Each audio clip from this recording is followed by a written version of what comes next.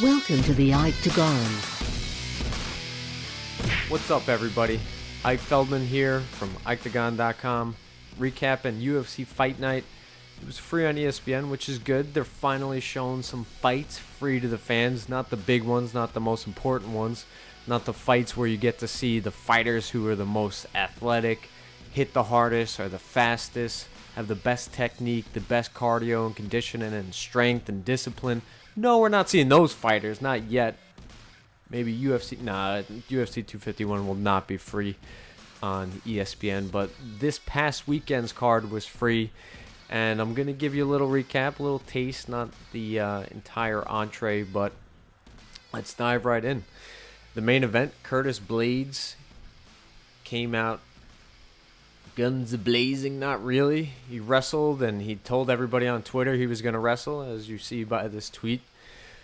And I don't think anybody picked Alexander Volkov, the 6'7" Russian kickboxer who went toe-to-toe with Derek Lewis. Lost, who's outpointed Greg Hardy, which is not great on Volkov's side, considering how many professional fights that Greg Hardy's had. But he's finished champions like Fabricio Verdum, so that's pretty freaking good. But he's got no wrestling defense, kind of. I mean, I guess his defense is his body. He just locks up his guard and he stands up against the cage when he's got one knee down. I mean, he's so freaking tall that he's playing the game with the 3-point stance down. You can't knee him in the face. He's up on the fence. He's taken down. He gave a valiant effort against a top-level wrestler in MMA from Blaydes. Blaydes got it done. You know, he moves on. He is the number 3 ranked UFC heavyweight in the world. You obviously have Stipe at the forefront. You have Daniel Cormier, number 2, and they're going to get it on later this year in August. Yeah, in about 2 months. Francis Ngannou, of course, and Blaydes, who's lost to Francis Ngannou twice. But Blaydes stays exactly where he is. He didn't lose position, but he didn't gain position. He just made some money, some good money, I hope, and moves on. That's really it. Dana White was not really happy with Blaydes' effort, but Blaydes never been a really show-stopping type of fighter. He was very tough and pressured Mark Hunt. He did not deal with Francis Ngannou that well. And he finished Alistair Overeem. I believe just about everybody has finished Alistair Overeem in the heavyweight division, but he just keeps ticking and keeps coming back. But Blaydes, he's not really that much of a flashy fighter. A lot of people have made the correlation between him and Khabib, that he's the heavyweight Khabib, except Khabib is always looking to end the fight, whether it's by TKO, whether it's by a slam, takedown, a submission, whether that's Kimura or rear naked choke. Khabib is trying to finish the fight, get out of there as quick as he can. Blaydes was exhausted, as I mean, we saw him in the post-fight press conference, post-fight interview with John Anik. He was exhausted.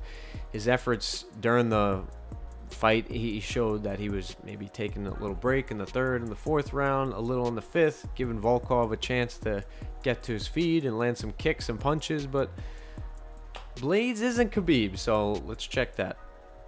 But he stays exactly where he is. The co-main event. I couldn't stop thinking about the co-main event even when the 5-round grappling quest fight was going on in the main event. Josh Emmett, Shane Burgos. Hell of a freaking effort, hell of a freaking fight from those two. Josh Emmett out of Team Alpha Male and Shane Burgos out of Tiger Schulman's, and he's a New York native, so yeah, I was favoring Shane Burgos to win that. But man, hell of a chin from Burgos. He tried to do the chop down the tree type of effort, do it with the calf kicks, the very popular and very effective calf kicks that we've seen, especially in this new wave of UFC cards since it's been put on since UFC 249 back on May 9th. But Burgos just couldn't stop Emmett's heart and effort and will strength, leg calf conditioning. I don't know if he gets kicked so much in the calf that he's built up tolerance to it, but he walked through Burgos's jab and Burgos's calf kicks, and he landed heavy shots of his own, looping overhand rights and looping left hooks. Beautiful work from Emmett. He deserves that win. I Bleav he was number 8 going into that fight. Good job by him. He's had a bunch of highlight reel knockouts, and even though this wasn't a highlight reel knockout, getting fight of the night and just stealing the show, especially with the main event following their fight stole the night, and it was just great job by Emmett. I bow to you, sir. It was a valiant effort. We're gonna skip down to some fights, and I'll bounce back and forth over the next couple of minutes while I recap this. Again, this is just a quick Monday afternoon recap, just so you guys get a little taste. During the week, I'm gonna do some blog posts, probably on Amanda Nunes, how she's not getting as much attention as she should. I will do another IkeTagon episode. I really want to focus on Sean O'Malley, because he doesn't only have my attention, but he has a lot of people's attention. You know, he brags about, and other UFC journalists have brought it to my attention, that his numbers do extremely well on a Sean O'Malley fight night. He garners a ton of views and downloads and eyeballs to anything he does. And he doesn't necessarily command the mic with his words, but there's just something about him, an aura. I guess some people would say it's an it factor, that just people gravitate to him. He's obviously a hell of a fighter, and he is just Howard Stern with abs, basically, in the cage, and Tekashi 6ix9ine with the hair lately. But I really want to just break down the psychology and the path that I think he will go down, and the path that he's shown. I've seen a little inconsistency. I just want him to be true to himself, but I'll get into that and more on this week's Ikeology. Hey, that's not bad. That's not bad. But moving down on the card, Justin James defeating Frank Camacho in the first round via crazy man tactics, because it was freaking amazing. James just putting it on Camacho in the first round. Bisping, and credit to Bisping, because he said early in the fight, look for James to come out there firing. He took the fight on short notice, got the call for the fight on the Wednesday before, so about 4 days before, and then he's jumping in there against a well-trained, well-respectable opponent in Frank Camacho, and Justin James, oh my goodness, put it on him. I know I tipped the cap or the bow to Josh Emmett, but Justin James, fantastic job, brother. I know you're getting a bonus. I know Dana White's taking care of you, man.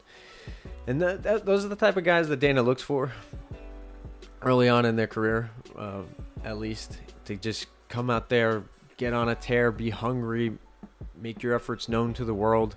He'll pay you $50K for it, and it works out later because he knows you're going to come out in your next fight and just be guns a-blazing. So, great job by Justin James. Lauren Murphy getting a huge freaking win over Roxanne Modafferi. We saw Roxanne Modafferi. She beat Macy Barber back at UFC 246 in January. And, wow, that's one of the biggest, might have been the biggest underdog victory in UFC history. I'm not sure exactly about that, but she's on a tear. I think she won 2 or 3 fights in a row coming into this fight against Lauren Murphy, and Lauren Murphy put a halt on the Roxanne and anime train and the nerd train and said, stop. Remember me, remember me. But amazing effort by Lauren Murphy. Jillian Robertson defeating Courtney Casey by, it was kind of like a playground bulldog choke. She had it on one side of, she was on one side of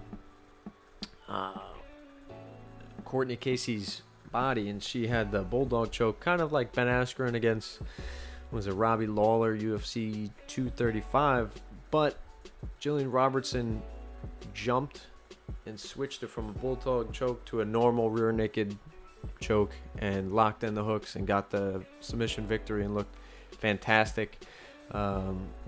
She was great job. And the final tip of the hat got to go to Jim Miller. Now, Roosevelt Roberts, a lot of people are going to say, did he take the fight too early and should he have waited a couple weeks? But Jim Miller said, yeah, you probably should have waited, but he's happy that he took the opportunity to submit Roosevelt Roberts. There's a ton of stats that Jim Miller owns or is in the top 5 in UFC history of all time. I don't know if that's most wins or most appearances, but Jim Miller, New Jersey native, just hell of a fight, hell of an effort. The dude just, I don't think he took a single strike in this fight, and he looked amazing. He could fight next week, and just, I hinted at this on Twitter, and I'll probably dive into this on Ikeology 101. But Jim, being an older fighter, I think he's 37 maybe. I've heard a lot of the talk about some fighters just needing some time off. Obviously, George St. Pierre is the go-to with that, and just time to reset, recalibrate, refocus. Jocko Willick here, and just get after it, because George St. Pierre took a ton of time off. I Bleav it was UFC 140 something, 150 something. He retired, went away for about 4 years, came back, UFC 217 against Michael Bisping, never looked better. And then I hear Dan Hardy saying that he's doing things that he hasn't done before in training. His weight is much better. I hear Dwayne Ludwig talk about he feels good. Has all this wisdom. Joe Rogan's talked about you put all this wisdom and knowledge into a fighter like Vitor Belfort, and then you insert a little something extra inside of them. You make a killer.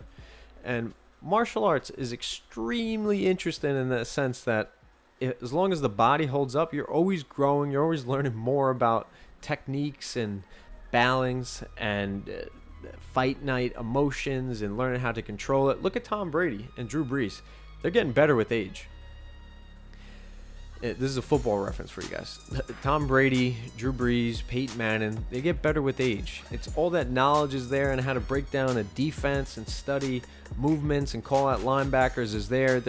They're almost double the age of the linebacker that they're facing. They can think 2 steps, 3 steps ahead before the linebacker or defensive back can, and they already are throwing the ball before the defenseman is even moving.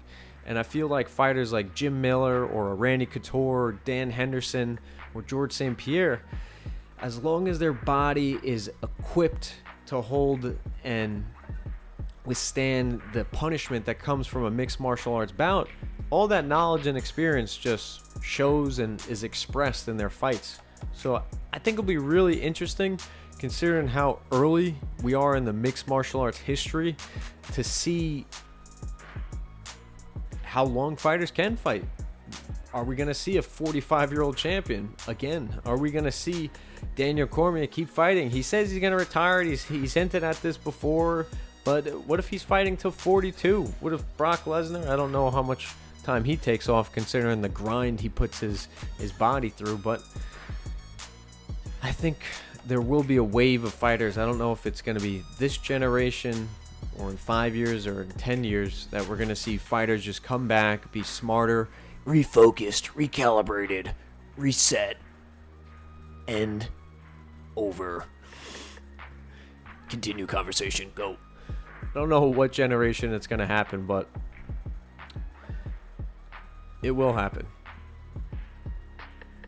It's funny, golf seems to be doing the, you would think, why not on the senior tour just give these guys steroids with the PGA? Just give them steroids. You know, like at 60 years old, if they can drive the ball 300, they already have all the knowledge and experience to know where the wind is, how to play and flub the clubs, and how to do everything graceful. Same thing with baseball. I guess just give them all steroids, right? Let's see how good they could be. The best, the champions and the World Series winners and the Super Bowl winners are all going to be in their 40s. Watch. 25 is going to be, or 45 is going to be the new 25. So this card was fun. It was cool. It was nice. Good for ESPN. I need more. This was like ESPN 2 worthy. Not ESPN worthy. But Bobby Green, great win over Clay Guida. Clay Guida, another veteran who's come back and reinvent himself. Marc-Andre Barriot getting a huge win over Oscar Pichota. That was an awesome TKO finish. Bilal Muhammad edging out Lyman Good, which was great. Raquel Pennington bounces back from the Holly Holm loss to beat Marion Reneau. A lot of French Canadian people here on this card, but it was a great card. My final thing was, I don't understand Dana White just kind of condescendingly and passive aggressively calling out Max Roscope, I hope I'm saying his name correctly, for retiring from the Austin Hubbard fight. And then Dana White in the same breath says that, oh, well, Curtis Blaydes wasn't tired and he continued. So it's a little talking out of both sides of your mouth, Dana. I hope there's some clarity as the days roll on, but the IkeTagons roll on, and I will get you guys another episode. I'm going to break down Sean O'Malley very closely. I'm going to write a little something about Amanda the Lioness Nunes. So thank you guys for listening, watching, subscribing, downloading, liking, favoriting, retweeting, double tapping. Thank you guys for all that. Ike Feldman is out.